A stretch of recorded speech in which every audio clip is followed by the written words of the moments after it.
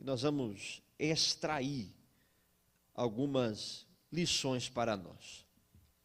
Meus irmãos, a Bíblia diz que eram 430 anos de amarga escravidão no Egito. 430 anos de amarga escravidão. Só que chegou a hora de Israel sair debaixo do açoite, dos pés dos barros e da mão calejada no trabalho egípcio. Deus ouviu o clamor do seu povo e Deus envia um mensageiro com uma mensagem. E a mensagem era: deixa o meu povo ir. Deixa o meu povo ir. Só que a Bíblia diz que Faraó quis segurar os hebreus. E ele faz algumas propostas para Moisés. Primeira proposta que Faraó faz para Moisés é esta: sirva a Deus no Egito mesmo. Sirva a Deus no Egito. A ideia de Faraó era de que os hebreus deveriam servir a Deus no Egito. Segunda proposta que Faraó faz a Moisés é: sirvam a Deus, mas não vá muito longe, fique por perto. Terceira proposta que Faraó faz para Moisés é: podem adorar a Deus, mas eu quero que fique aqui os jovens e as mulheres. Última proposta que ele faz para Moisés é: vocês podem adorar, mas eu quero que o vosso rebanho fique aqui.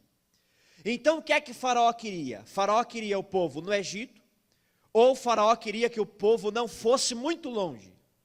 Faraó queria que os jovens, que é a força, ficassem no Egito, e as mulheres, que é o poder de gerar, ficassem no Egito. Ele queria também que todos os bens dos hebreus ficassem no Egito. Só que Moisés não negocia. Moisés olha para Faraó e diz: no Egito não vai ficar sequer uma unha no Egito. Nós não nos dobramos à sua proposta.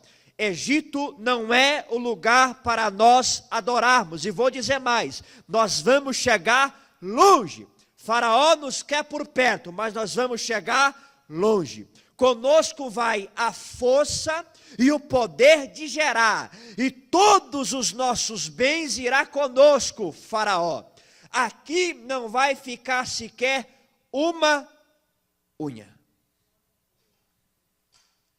A Bíblia diz então que Faraó endureceu o coração e começou a oprimir ainda mais o povo de Deus. Só que Deus envia sobre o Egito 10 pragas. E nós sabemos que a última praga que Deus envia para a terra do Egito foi um golpe final de Deus. A matança dos primogênitos era a 10ª praga. Só tinha um meio de escapar daquele dilúvio de juízo. E que meio era esse de escapar do juízo? O sangue do Cordeiro. O sangue do Cordeiro. O sangue do Cordeiro. Eu vou dizer de novo para você dar glória a Deus.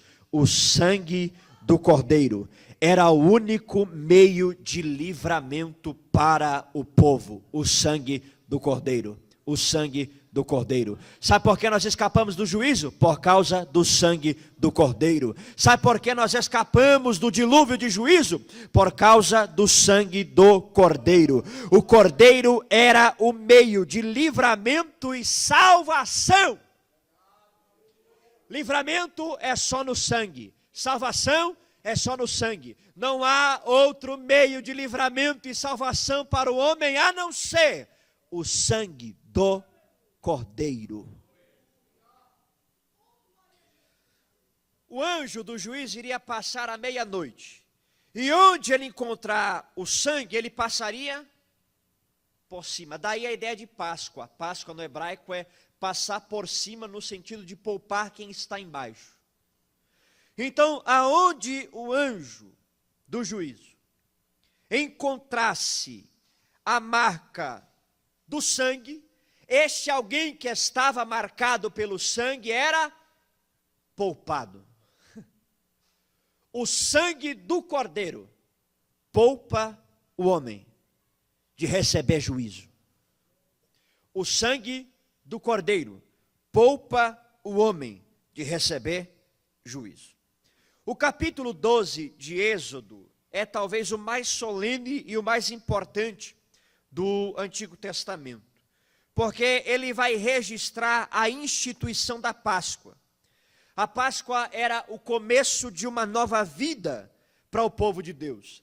A partir dali, eles iriam deixar de ser escravos no Egito para começarem a caminhar rumo a uma promessa de Deus. Então, a partir da Páscoa, eles deixariam de ser escravos para caminhar rumo a uma promessa feita por Deus. O mundo pensa que quando uma pessoa se converte, ela perde a vida, mas na verdade, conversão não é o fim da vida, conversão é o fim da escravidão, é deixar o Egito e caminhar rumo à promessa de Deus, que é Canaã celestial.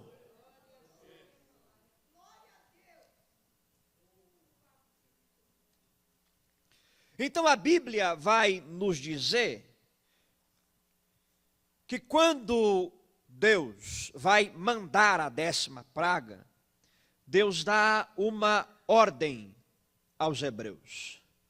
Deus diz que precisava matar um cordeiro.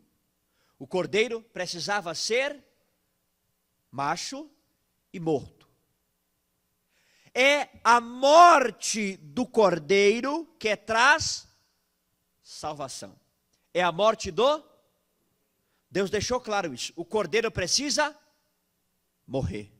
O cordeiro precisa ser morto. A pergunta que Isaac fez para Abraão: onde está o cordeiro? Quando Isaac faz essa pergunta para Abraão, essa pergunta ela vai introduzir um dos principais temas do Velho Testamento. Enquanto o povo aguardava a chegada do Messias, a pergunta que Isaac fez para Abraão, ela vai passando por todo o Antigo Testamento, e ela só é respondida por João Batista.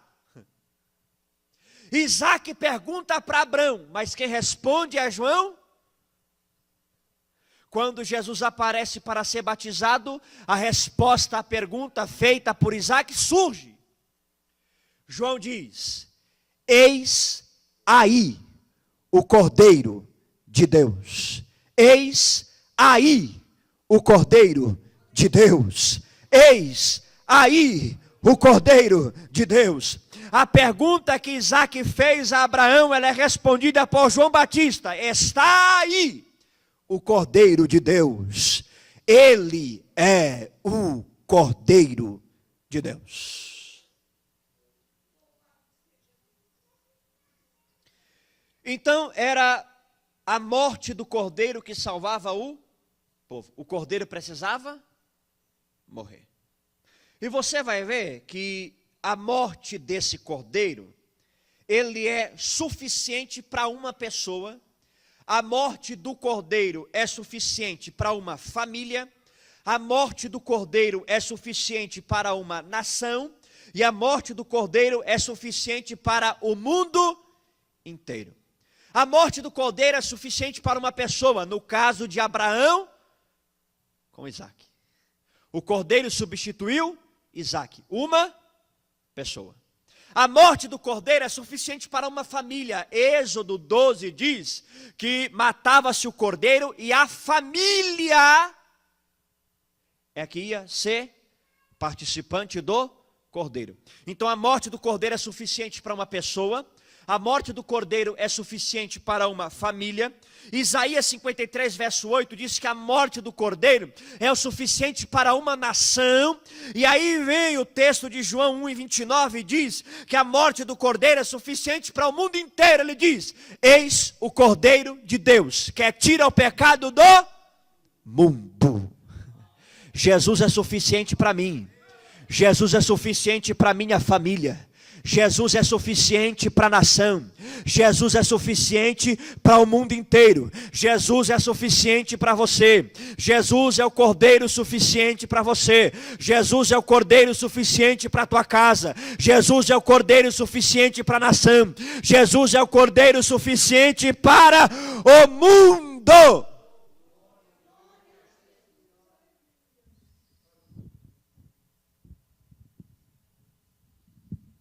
Eu tenho uma dificuldade horrenda com isso aqui, mas eu vou tirar. Muito obrigado. Ótimo, pastor. Muito obrigado, pastor. Pronto, irmão. Agora eu estou livre. Então Jesus é o cordeiro suficiente para uma pessoa. Jesus é o cordeiro suficiente para uma família. Jesus é o cordeiro suficiente para a nação. Jesus é o cordeiro suficiente para o mundo. Não, eu daria um glória a Deus melhor do que esse. Eu estou dizendo que Jesus é suficiente para você. Jesus é suficiente para a tua casa. Jesus é suficiente para a tua família. Jesus é suficiente para a nação. Jesus é o cordeiro suficiente para o mundo inteiro. Ele é o cordeiro suficiente. A Bíblia diz que na instituição da Páscoa o cordeiro precisava ser morto. A morte dele é suficiente para mim, a morte dele é suficiente para a família, a morte dele é suficiente para a nação e a morte dele é suficiente para o mundo. E esse cordeiro precisava ser um cordeiro sem defeito. Macho, tinha que morrer e tinha que ser sem defeito. A Bíblia diz que Jesus é o cordeiro perfeito. E ele é o cordeiro perfeito porque ele não conheceu o pecado. Ele é o cordeiro perfeito porque ele não cometeu pecado, nem dolo algum, e nem se achou coisa alguma em dolo na sua boca. Ele é o cordeiro suficiente. Ele se manifestou para tirar os pecados, mas nele não existia pecados. Então, Jesus é o cordeiro suficiente, mas também é o cordeiro perfeito. Jesus é o cordeiro perfeito. Ele não conheceu pecado. Ele não cometeu pecado, nem dolo algum se achou em sua boca. Ele se manifestou para tirar os pecados, mas nele não existe pecado. Jesus é o nosso cordeiro perfeito. Jesus é o nosso cordeiro perfeito. Jesus é o nosso cordeiro perfeito. Então a instituição da Páscoa dizia que o cordeiro precisava ser sem defeito. E o cordeiro precisava ser morto. Tinha que ser morto e sem defeito. E o que é que ia fazer com o cordeiro? O cordeiro tinha que ser morto e o sangue do cordeiro precisava ser aplicado.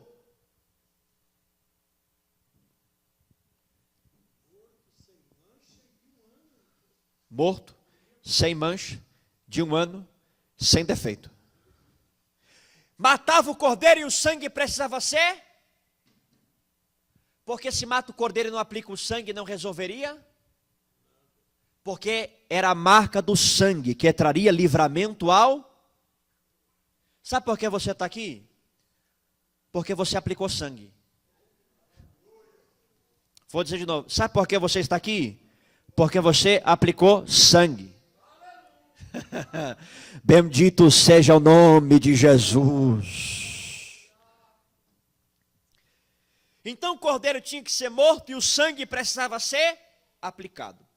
Quando ele, o anjo, visse o sangue, ele passaria por sobre o povo. Os hebreus precisavam aplicar o sangue nos umbrais da porta. Toda a família precisava estar debaixo do sangue. Hernandes Dias Lopes diz que os hebreus não descansaram até ver toda a família debaixo do sangue. Toda a família debaixo do sangue. O desafio dessa noite é esta: nós não vamos descansar até ver toda a nossa casa debaixo do sangue. Toda a nossa casa debaixo do sangue. Toda a nossa casa debaixo do sangue. Levante a tua mão para adorar. Toda a tua casa precisa estar debaixo do sangue. Não descanse até ver a sua casa debaixo do sangue. Não descanse até ver os teus filhos debaixo do sangue. O cordeiro tinha que ser morto. O cordeiro tinha que ser sem defeito. Só que o sangue do cordeiro precisava ser aplicado. E aí naquela noite nenhum hebreu descansou, até ver toda a sua casa debaixo. Os hebreus entenderam que o único meio de livramento era estar com a casa debaixo do sangue. Eu estou sentindo a presença de Deus aqui nesta casa de oração. Era a aplicação do sangue que iria livrar o homem do cativeiro. Era a aplicação do sangue que ia poupar o homem de receber o juízo. Era a aplicação do sangue que iria arrancar o homem da morte. Então eu digo com todas as palavras que há poder no sangue, há poder no sangue, há poder no sangue, há poder no sangue, há poder no sangue, há poder no sangue, há poder no sangue, há poder no sangue. Há poder no sangue, há poder no sangue, há poder no sangue, há poder. O sangue livra o homem da morte e do cativeiro. O sangue arranca o homem do juízo. O sangue, o sangue, o sangue, o sangue, o sangue, o sangue. Há poder no sangue.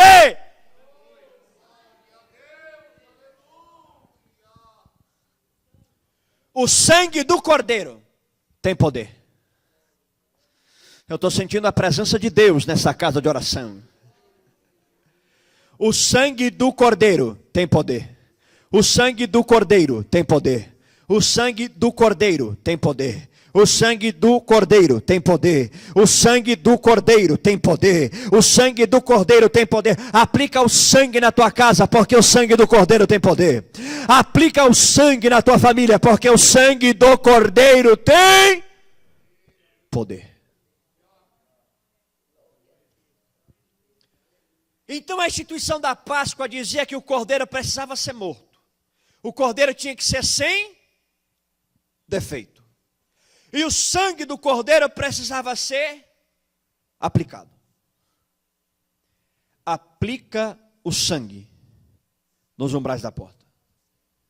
Nenhum hebreu descansou até ver todos os teus filhos debaixo do sangue. Nenhuma família descansou até ver toda a tua casa debaixo do... Porque eles entendiam que era só através do sangue. Era só através do sangue. Era só através do sangue. Eu estou sentindo a presença de Deus. É só através do sangue. É só através do sangue. É só através do sangue.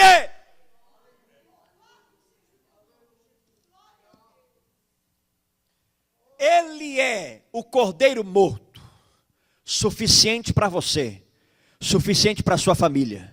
Suficiente para a nação, suficiente para o mundo. Ele é o cordeiro sem defeito. A aplicação do sangue desse cordeiro arranca o homem da morte e do cativeiro. Sangue, sangue, sangue, sangue, sangue. Há poder no sangue, há poder no sangue, há poder no sangue.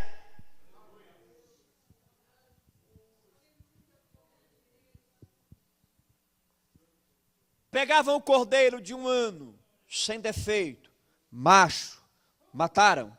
pegavam e aplicavam o sangue. Só que Deus vai dizer como é que deve ceiar a Páscoa. Qual era a refeição da Páscoa? Naquela noite está escrito: vocês comerão a carne do cordeiro assada no fogo, pães asmos com ervas amargas comerão.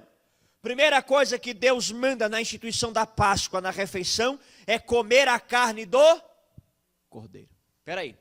Eles vão aplicar o sangue e a família inteira vai se alimentar do cordeiro. Aplica o sangue e se alimenta do... Não entendeu ainda, irmão? Aplica o sangue e se alimenta do cordeiro. Aplica o sangue e se alimenta do cordeiro. Aplica o sangue e se alimenta do cordeiro. Aplica o sangue e se alimenta do cordeiro. A família toda precisava se alimentar do cordeiro. Esse cordeiro chamado Jesus é o nosso alimento. Ele é o nosso alimento. Irmão, aplica o sangue e se alimenta de Jesus. Aplica o sangue e se alimenta de Jesus. Aplica o sangue e se alimenta de Jesus. Aplica o sangue e se alimenta de Jesus. Esse cordeiro chamado Jesus é o nosso alimento. Aqueles que já foram salvos pelo sangue precisam se alimentar do cordeiro. Levante a mão para o céu, eu estou sentindo a presença de Deus. Você foi salvo pelo sangue, então se alimenta do cordeiro. Você foi salvo pelo sangue, então se alimenta do cordeiro. Você foi salvo pelo sangue, então se alimenta do cordeiro. O sangue nos livra do cativeiro da morte, e se alimentar do cordeiro é o sustento para a caminhada rumo à promessa.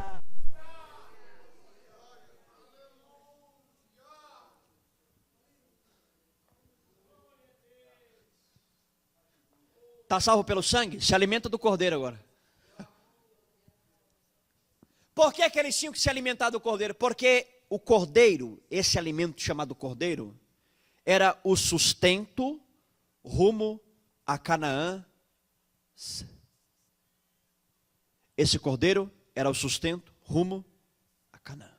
Para nós, o cordeiro é o sustento rumo a Canaã celestial.